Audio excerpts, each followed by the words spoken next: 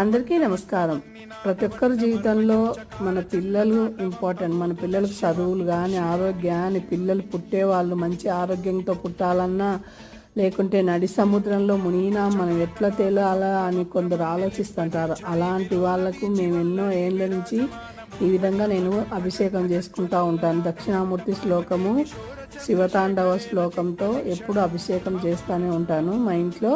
అలానే మీరు ప్రతి ఒక్కరు, ఎందుకంటే ఆరోగ్యం మనకి ఇంపార్టెంట్. జీవితంలో ఆరోగ్యం కూడా పిల్లలు ఇంపార్టెంట్, పెద్దలు ఇంపార్టెంట్. వాళ్ళ భవిష్యత్తులో మంచిగా సెటిల్ అవ్వడానికి ఇవన్నీ ఎంత ఇంపార్టెంట్ జీవితంలో, ప్రతి ఒక్కరి జీవితంలో.